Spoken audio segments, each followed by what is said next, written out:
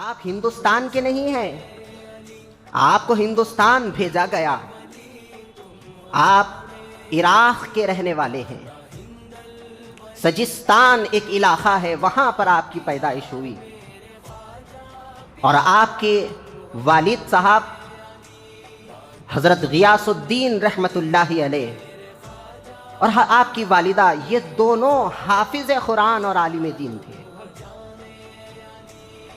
ایسے ماں باپ کے سائے میں آپ پلے بڑے۔ عراق میں ایک اور علاقہ ہے ہارون، جس کا نام ہے ہارون کہتے ہیں ایک علاقے کو، تو اس علاقے میں حضرت عثمان ہارونی رحمت اللہ علیہ تھے، وہاں پر آپ سے ملاقات ہوئی تو آپ نے طریقت، معرفت اور حقیقت کی تعلیم وہیں حاصل کی۔ آپ کے شیخ کی صحبت میں بیٹھے 20 سال، آپ کی 20 اور 22 سال لکھا جاتا ہے کہ آپ اپنے شیخ کی خدمت کرتے رہے، اور خدمت بھی اس طرح کی تھی کہ خدمت میں بستر بچھانا، خدمت میں آپ کا کھانے کا خیال کرنا، آپ کے آنے جانے کی سہولت کا انتظام کرنا، یہ خدمت 20-22 سال خواجہ خواجگاں کیے۔ ایسے ہی معین الدین نہیں بنے، ایسے ہی ہندوستان کے بادشاہ نہیں بنے۔ حضرت عثمان ہارونی رحمت اللہ علیہ حج کے لیے آپ کو لے گئے، حج کے لیے روانہ ہوئے۔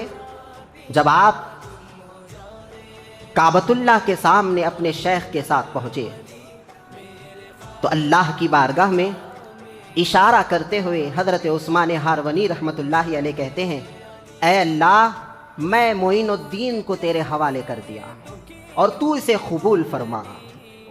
ہاتف غیبی سے آواز آئی، معین الدین کو ہم نے قبول کر لیا۔ ایسے ہی ہم سمجھتے ہیں کہ کیسے آواز آتی تھی ہوں گی، مگر ان کا الہام اور ان کی کرامتیں ایسی تھی، یہ ایسے ہی حاصل کیے ہوئے نہیں تھے، انہوں نے اس کے لیے اللہ کو بہت منائے تھے، اس کے لیے اللہ کو راضی کرنے کی ضرورت پڑتی ہے۔ اللہ کی آواز آنا اور ہماری آواز اللہ تک پہنچنا تو اس کے لیے ایسے ہی نہیں ہوتا ہے، اللہ تبارک و تعالیٰ کی مرضیات پر عمل پیرا ہونا پڑتا ہے۔ اللہ جو چاہتا ہے وہ کرنا پڑتا ہے، جب اللہ جو چاہے ہم کر گزرتے ہیں، پھر ایک وقت ایسا آتا ہے ہم جو چاہتے ہیں اللہ ضرور کرتا ہے۔ اسی لیے اقبال کہتے ہیں، خودی کو کر بلند اتنا کہ ہر تقدیر سے پہلے خدا بندے سے خود پوچھے، بتا تیری رضا کیا ہے۔